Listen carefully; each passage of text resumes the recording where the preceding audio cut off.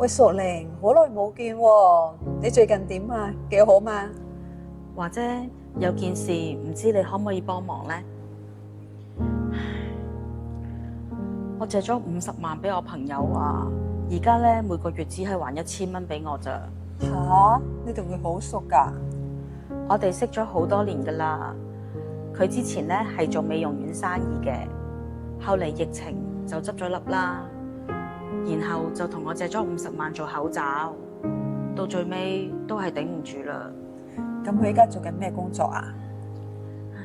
而家經濟咁差，有啲咩工可以做啊？咪打下散工咯。而家每一日啊，佢做3-4份工噶。佢而家喺邊度啊？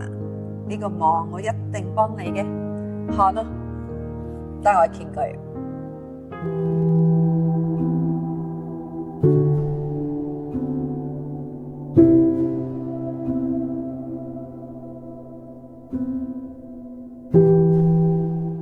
素玲，點解你喺度嘅？